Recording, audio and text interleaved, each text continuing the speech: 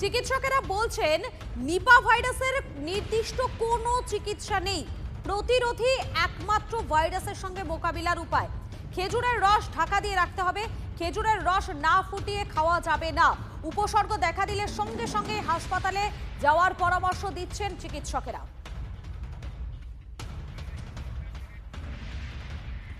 দেখুন, বিশেষজ্ঞদের মতে ফল খেকো বাদুড় থেকে এই নিপা ভাইরাস ছড়ায়। আক্রান্ত মানুষের সংস্পর্শে এলেও ছড়াতে পারে এই ভাইরাস। এমনকি যেমনটা এখনো পর্যন্ত জানা যাচ্ছে, নিপা সংক্রমণের যে উপসর্গ জ্বর, গায়ে হাতে পায়ে ব্যথা সহ একাধিক উপসর্গ থাকে। ডক্টর ভাস্কর নারায়ণ চৌধুরী আমাদের সঙ্গে রয়েছেন, আপনাকে স্বাগত TV9 বাংলায়। দেখুন, নিপা সংক্রমণে সংক্রমিত হয়েছেন দুজন নার্স, এই খবর ইতিমধ্যে আমরা পেয়ে গিয়েছি। কিন্তু সবথেকে বড় বিষয় হলো এই উপসর্গ থেকে বাঁচার জন্য প্রোটেকশন হিসেবে আমরা কি কি করতে পারি এই মুহূর্তে?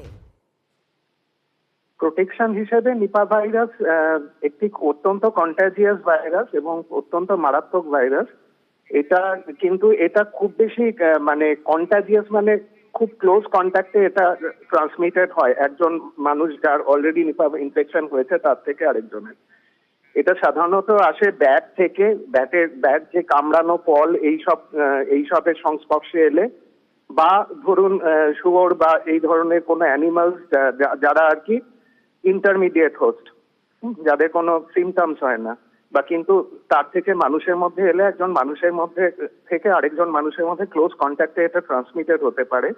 কাজেই কোভিড এর সময় ইনিশিয়ালি আমরা যেই প্রিকশনস গুলো নিয়েছিলাম, যেমন ফুল পিপিই পরা, N95 মাস্ক পরা, আই প্রোটেকশন পরা, এই ধরনের হ্যান্ড হাইজিন মেনটেন করা, হাত ধোয়া, এইসব জিনিসগুলো করলে আমি একজন মানুষের থেকে আরেকজন মানুষের মধ্যে এটা ট্রান্সমিটেড হবে না। এই ধরনের প্রোটেকশন খুব জরুরি।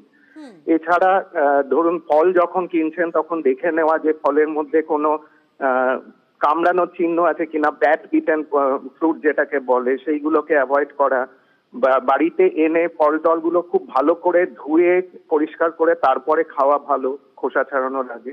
এইসব জিনিসগুলো মেনটেন করা উচিত। তবে এটা সাধারণত খুব ক্লোজ কন্ট্যাক্টের মধ্যেই হয় এবং খুব বেশি ছড়ায় না। এর আগে কেরালাতেও হয়েছে, আমাদের এখানে পশ্চিমবঙ্গেও আগে হয়েছে, কেরালাতেও হয়েছে, কিন্তু খুব সতর্ক থাকতে হবে আর কি এর থেকে বাঁচার জন্য, কেননা ভীষণ ভিরুলেন্ট ভাইরাসটা। অর্থাৎ প্রত্যেককে এই মুহূর্তে সতর্ক থাকতে হবে। ধন্যবাদ আপনাকে।